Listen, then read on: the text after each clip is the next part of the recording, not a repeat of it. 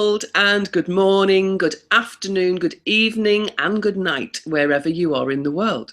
My name is Marion Bevington. I am the Vision host on Radio Works World.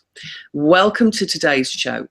Today, I want to talk about many things, but I'm going to start with my duties in this life, the duty that I have accepted, the invitation that I've accepted into this life, is to help to deprogram things. So I used to program computers. And now I understand that we are all a little bit like computers in many ways, that we have a mind that works a little bit like a computer, a body that works a little bit like a computer, and a world that definitely works like a computer. So I see myself now, and I've been labeled by clients as the deprogrammer. I help to deprogram our mind so that we can become more human. We can become more of the person, the authentic person that we are, rather than being the programmed computer, robotic type of person.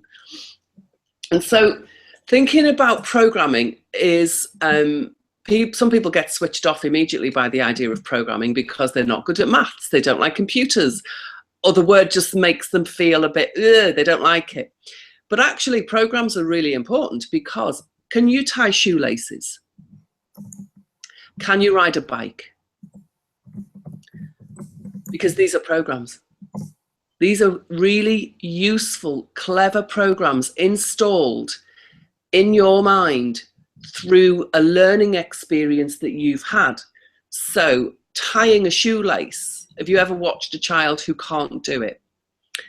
They try to copy what you show them, don't you, what you're doing, and they try to copy you. Well, there's a lot of things wrong with that. Firstly, there's a mirror image, so they're seeing it back to front or the wrong way around in front of themselves. So that one of the first things that has to happen is that they begin to see it from the right perspective, not from facing you, but as if looking out of your eyes at the shoelace. Now that's quite tricky. If you've ever taught a child to tie two shoelaces, you'll realize that actually this is one of the concepts that we have to understand in order to teach them. And then eventually they'll understand how to tie the shoelace, but they'll always be loose, or they'll always come undone, or they might get their finger stuck in the knot, or there'll be something about it that takes repetition. They have to repeat it, making mistakes so they learn what not to do. So that's like editing the program, taking out the bits that don't work. And whenever they get it correct, you get excited, you get a light bulb moment, an aha moment, and that means that bit of program has just been accepted by the brain. So whenever we have a light bulb moment or wow, that's great, it's like a little bit of your brain has just gone, right, I love that program, I'm going to keep that. And you can think of a program like an app. So I don't know, the first time you used WhatsApp and you realized I can speak to people, I can leave voice messages, I can create a group, I can send photographs, I can do all of these things with this amazing app, and you've had to learn how to do it. Well, it's the same. You've got the shoelace tying app in your mind. It's a program. So great, we've got some great programs, haven't we? We can ride a bike. Well, maybe some of you can't, but I'm assuming most of you can ride a bike, or you can swim, or you can say your name. You know, the ability for all of the muscles in your tongue and your mouth making the sound that sounds like Marion or Marina or whatever your name is. That's a program. That's an app installed in your head. And that app is called Say My Name. So when I fire up the app that goes, say my name, Marion comes out of my mouth as a sound that you can hear. That's a program. Now, where was I? Programs. There's so much information in all of this. So when we then learn about programs, we're mirroring what we see in the world around us to learn to survive. We want to learn how to survive. We need to learn how to eat. So when you're feeding your child, you'll go, oh, here's the airplane, meow, or the choo-choo train. And I don't know if you've ever done this with a child, again, teaching the child what to do. You have to open your mouth and show the child. Put the food in, you open your mouth. Again, this is creating a program. So as you're bringing the food towards your mouth will open, you'll put the food in, and then as the food goes into the child's mouth, as the mother or the caretaker of the child, you'll be going, and chewing and chomping. You're teaching the child to chew the food. Now, some of these are automatic programs. They're innate abilities. They're parts of our natural expression as an animal, as a human being. Obviously, chewing food is something that seems to happen automatically. Well, maybe it does, but you know, I don't know if you're like me, but as a kid, I know I used to swallow some things whole, and you'll see a little kid just swallow it whole. And my little brother choked on a chicken skin once because he tried it with chicken skin. It doesn't work, does it? Anyway, another story.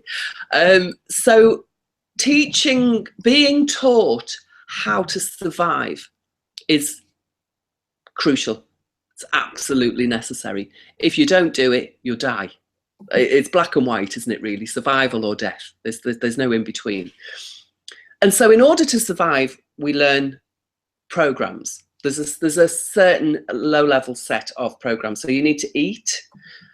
You need to find shelter so that you don't die of hypothermia. So you can't starve, and you can't freeze to death or bake to death if you live in a hot country. Now, once you've done those two things, everything else is actually about choices, because there is no choice when it comes to food. You have to eat, unless you're one of those solar yogis, which I don't really know anything about, so I'm not going to talk about them. So you have to eat and you need shelter. But now, once you've got those two things, that's it. That is your survival needs covered, full stop. What's on top of that now is, so now we can survive. We can learn how to thrive, because once we start to thrive, that's where we can expand and grow out of basics. That's where we can become more than just a basic level human being. That's where we can start to, you know, improve ourselves or to grow in certain ways. Now, in order to fit inside the society that we live in, to fit inside the framework and the system of society, of civilization, civilization, in order to fit into this, into what we think the world is, you know, because we're not cave men and women, we don't live in a cave and eat raw antelope meat in spring because there's lots of them around.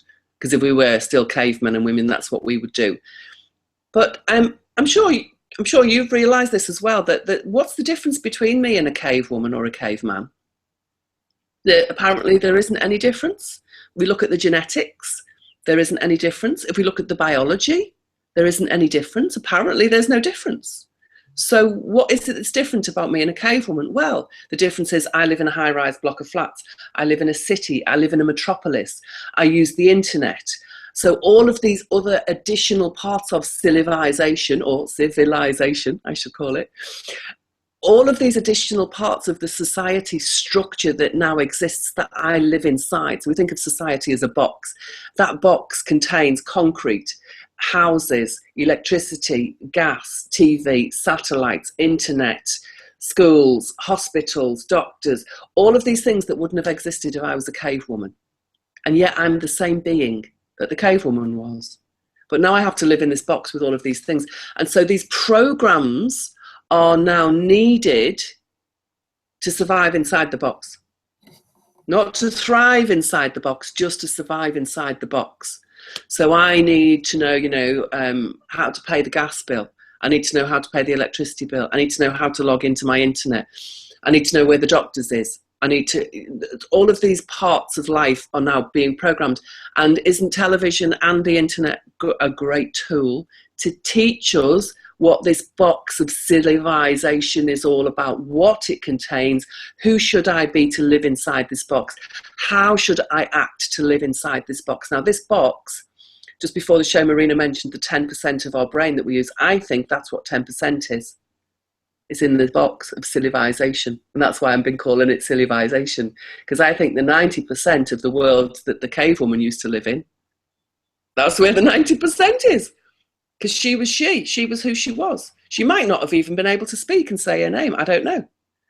But it's, to me, it's like she didn't have all of these programs that tell you, you know, how to wire a plug, how to peel a potato, how to use a gas cooker, how to, I don't know, choose a handbag that goes with your shoes, how to put mascara on, how to tie a tie.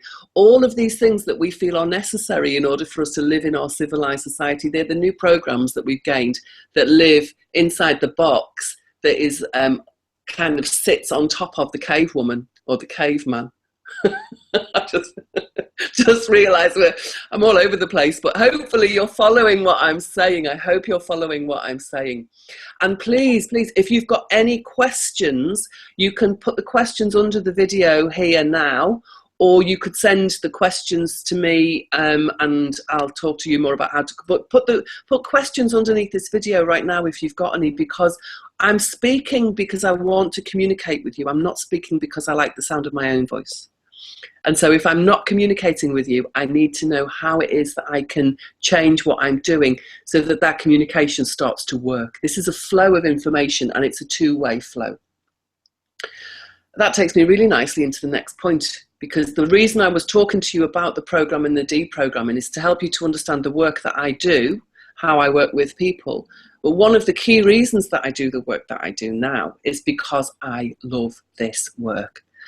I love this flow, this communication between people. I love understanding the places that we create community, how community is created, what it's about. I love it. It's my whole life is now wrapped up in this activity for me. I love my work. My work is my life. And there are very, very few times in my life right now where I don't believe I am working. I think I am working 24/7. Even when I'm sleeping, there's processing, clearing. There might even be new programs coming in. They might be useful, they might not. But anyway, I don't believe I ever stop working, because work is life and life is work. My life's work is to find my purpose and live it. And fortunately for me now, the work that I'm doing is all about purpose. So I've helped to write a book called Find Your Why. We have communities. We have the Man Cave, which is where men will work with us. And I help men to clear away blocks to their progress. And there's a whole community of men that I've just started working with, and I can't believe how much fun it is. And also, only 3 days after the first session, men have started to make real progress. I'm very impressed with the men that I've worked with this week. They are, it's a small community called the Man Cave, but they've made such huge strides in 3 days. So if any of you Man Cave guys are listening, fantastic. I love it. Keep up the good work. And so this loving my work and my work being my life means I love my life. I absolutely love my life. And I remember the first time I heard the phrase work-life balance. Now, when I did hear this phrase, I wasn't doing specifically the type of work I'm doing now. It was very close to it. But I still, at that point in time, was separating my work from my life. Well, I don't go to work when I'm dead. I go to work when I'm alive. And I go to work when I'm alive because when I'm dead, I'll have a different job. I don't know what it will be. I've got no idea what happens when you die. So I'm alive and I'm working. They're happening together. You can't separate them. But if you want to create a balance between work and life, that means you have to separate work from life. And then you want to try and get the balance right. But now my experience is that if I start to separate things, I have to start juggling. Whereas if everything lives together, then there's a flow that carries everything together. So I don't have to try and find a work-life balance, because my work is my life and my life is my work. And it's really, really clear to me now that part of this programming of civilization is separate your work from your life. So you work for somebody else. You work for your boss, or you work for your bank manager, or you work for the mortgage, or you work for the kids, or you work for the bills, or you work for your clients, or you're always working for somebody else. I don't. I work for me. I work because this is my life. I love getting to know people. I love getting to understand the programs that are influencing people. We've all got similar programs, but they will influence us all in very different ways. And so understanding how those programs influence you is really, really fascinating to me.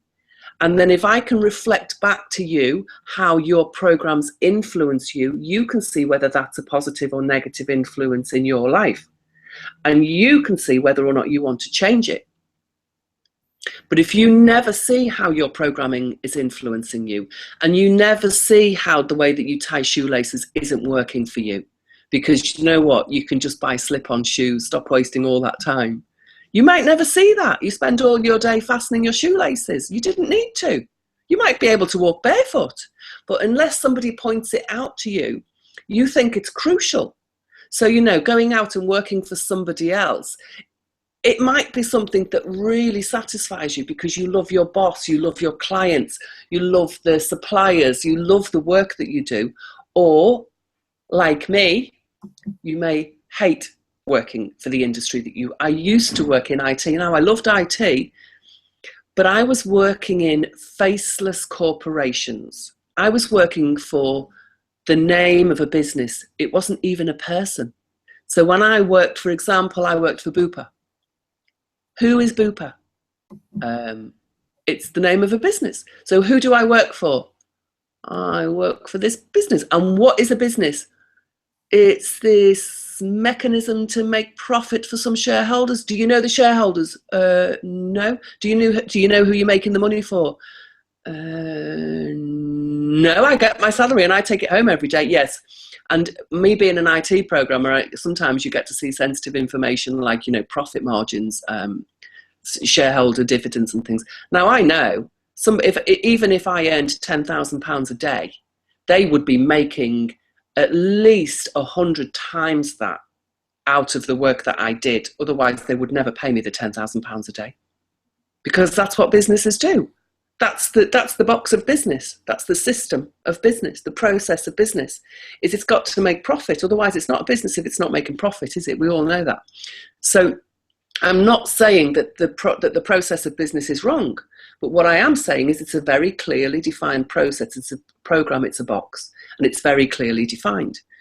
And so as somebody who loves to get inside the nitty-gritty of programs and see the details in there and understand the process and the system within the program, and then also be fascinated by how does that influence the person it lives in, or the person who uses it, or the people it affects, that's what just I get involved. I'm involved. I'm motivated. I'm interested in all of this so much. And yet I don't know who Bupa is. I don't know who the shareholders are. I don't know who I'm making all these millions of pounds for. And I had to answer to bosses very often who I didn't agree with, who I knew did not appreciate me because they were so busy trying to be powerful, trying to find a status and express that status, trying to be top dog in a hierarchy. Well, I was never top dog in any hierarchy, and I don't want to be, because that means you're standing on somebody else's head. I ain't standing on heads. I want to stand shoulder to shoulder. That's my personal preference on community. It's a level space where we stand shoulder to shoulder, and I may have a lot more knowledge or information than somebody else. I may have skills that other people need. I'm here to share them with you shoulder to shoulder. Other people have got skills and knowledge that I want. Other people have got things that I need. I want to stand shoulder to shoulder with people so that we take this journey together.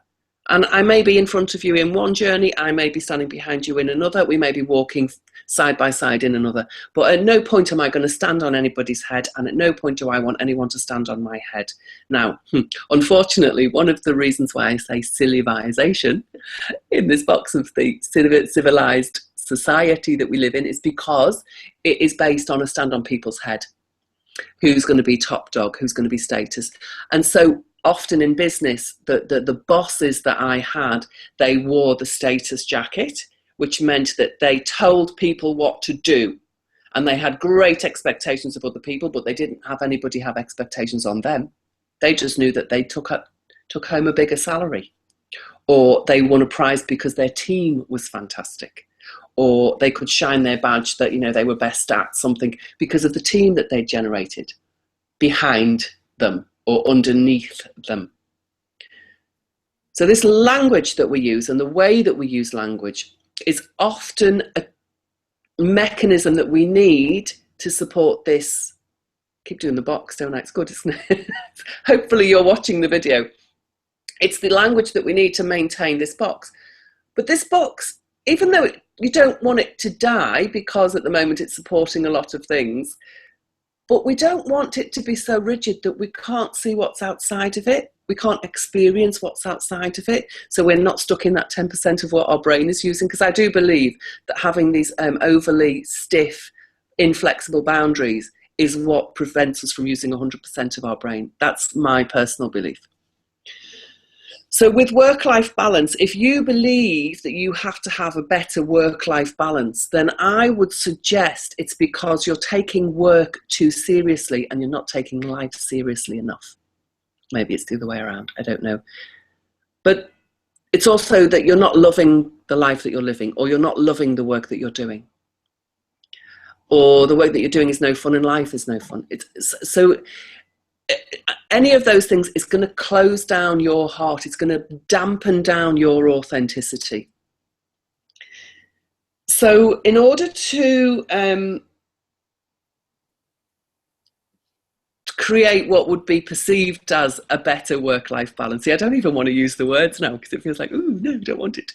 But in order to create a better thing than work-life balance, it's just live. Be alive while you're working. Be present in your work. In the last broadcast that I did, we did present moment breathing, didn't we? So let's do it right now. Let's be present. Close your eyes. Don't change anything. Don't change anything. And notice, is the breath moving in or out? Just notice. Don't change anything. Is the breath moving in or out? Just notice. Keep noticing. Be in the present moment. Allow your breath to keep moving. Just let it keep moving. Don't change it. It's hard, isn't it? Notice, is it coming in or out? Just keep noticing the breath coming in or out. Whatever it's doing, just noticing. You're just noticing. That's all you're doing, is noticing. Using your awareness. Keep your eyes closed. Don't change anything. Allow the breath. Notice, is it coming in or going out? What's it doing? And then I'm going to expand this practice. Keep your eyes closed. Keep noticing the breath. We're going to expand the practice to generate a tiny little bit more relaxation. So noticing the breath moving in and out. I want you to take your attention to your belly button, just behind the belly button, inside the body. And the next time the breath is moving in, let it touch that space behind the belly button. And whenever the breath is going out, let it out. When it's coming in, let it in, and see if you can get it to connect with this point behind the belly button. It's about 2 inches, about 5 centimeters inside, so halfway between the spine and the belly button. So just be aware of that point inside the body and noticing that the breath is coming in and out. When it comes in, just let it touch that place between the belly and the spine. And just let that happen a few more times. So you're not changing anything. You're allowing the breath in and out as it wants to. And you're aware of this space between the belly button and the spine. Now, if there ever was a seesaw or a balance, the point that you're noticing is the center of balance in the body. In fact, it's a little bit below, but it's close enough for now. that center point that you're noticing and allowing the breath to come in and touch, that is your center of balance, your center of gravity.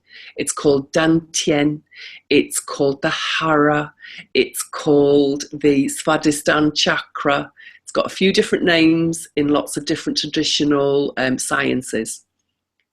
That's your center. This is the balance. This is where balance happens in your body right now. And then whenever you're ready, you can slowly open your eyes. And I want Marina to come back and talk to me. I would if I could. You know, Marian, this is such an exciting discovery.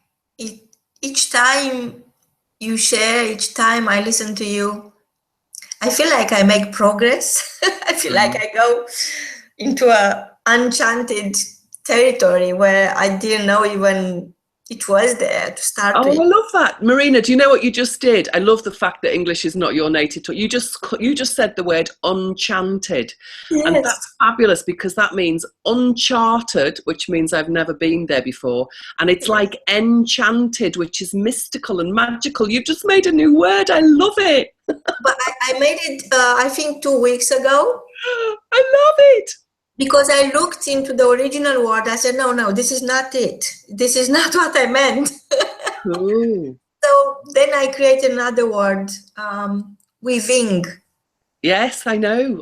We talked about that last time. That's a word for me. And there are so many other situations where I feel that existing words, they are not really true to the meaning that the message is about. Yeah.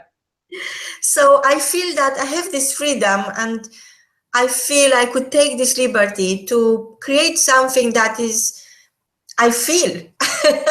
Absolutely. So well, we've got there are 3 created words in this particular show, because there is civilized. Yes, exactly. Yes. And now we've got unchanted. Yes. And we've got, what was the other one you just said? Weaving. Weaving. 3 new words. Yes, because it is that that obsession lately with this word within. But that within is all about winning your limitations, winning your conditioning, and winning what you knew before. Absolutely. When you start forgetting yes. So when you start forgetting everything you learned, because you have to forget everything. Yes. To reprogram yourself, to reinvent your priorities, to focus on what really matters, to be able to see your vision, to see what you're about. But you know, the question I had in mind when you first asked me what I think is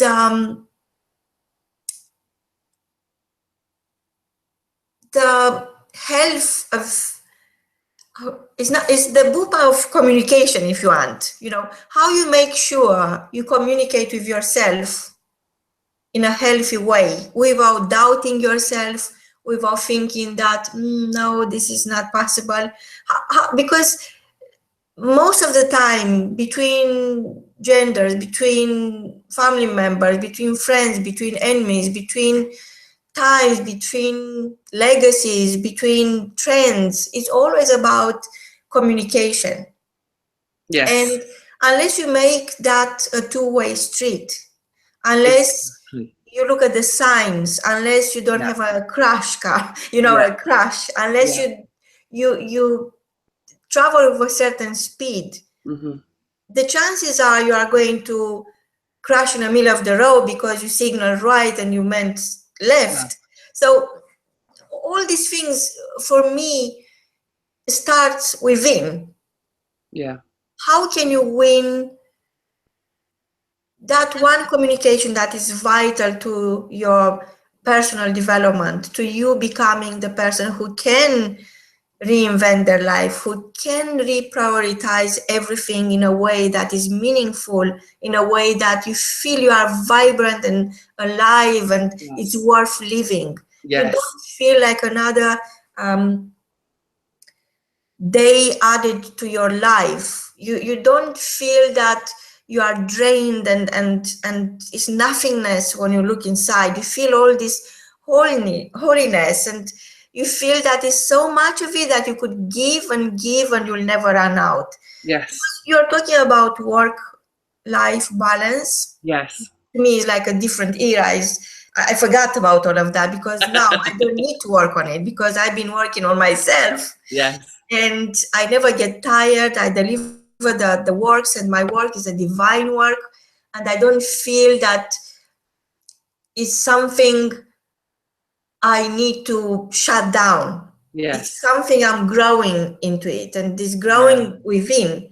Lovely. So I just wonder what is that key message you have for our listeners when it comes to a healthy communication with yourself? Well, perfect, because that place that we just connected to, the center of the body, the dantian or the hara, that place inside the body, this is where all wisdom originates. Your inner wisdom, your inner authority lives in that place. And so if at any time what you're doing is separating you from yourself so much that you're not connected to that place inside you, then I would say that's not who you are. You are not being who you are. You are not being true to yourself. You're not being authentic, and you're not allowing yourself to be guided by your inner wisdom, your inner authority. And the brilliance of who you are will never shine unless you reconnect to your true self. Wow. So it is endorsing your own vision. Yes. It's living your own vision. It's embodying your own vision. Wow. This is a little bit of a more than 10% of your mind blowing. It's a new program installed. It's a aha. So we've been wowed and we've been ahaed by you, Marianne, all the time. And I just wonder, what do you envisage next? What's happening to the human kind? Because we forget we are human, we forget we are kind. Yes. It's very hard to be both. Yes. But what is your view? How do you see the humankind next? My experience, it's not even my view anymore. It's actually now, it's my real experience, is what's happening for me and the world around me is that we're waking up to the fact that all of the programming that we do have is not all useful. And some of it that we used to think that was necessary, we're now seeing as very destructive and far less than useful. It's actually damaging to this authentic me.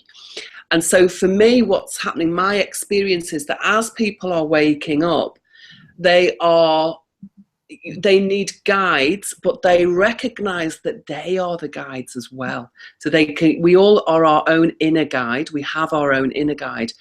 And yet, at the same time, we cannot work alone. And for me, this has been the most empowering experience. And this is where I shared with you the shoulder-to-shoulder imagery of working with people. Nobody is better than me. Nobody is better than me. And that means that I'm better than nobody. And it means that we are all, but I am not a brilliant surgeon. I am not an amazing artist. Well, I think I am actually.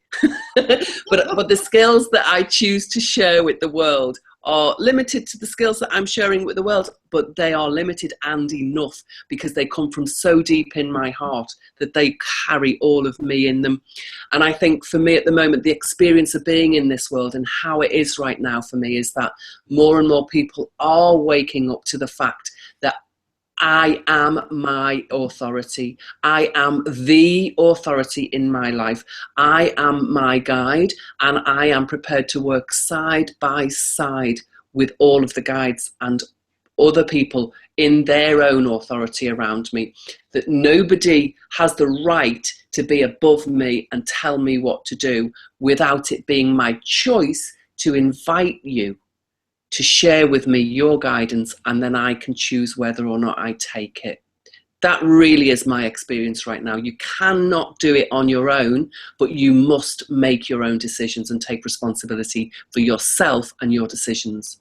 And we need to share and support. We must have share and support in all of that. Wow. Wow. So until next time, from both of us, just allow yourself to open that window into your own heart and see where you want to go next. Yes. Goodbye.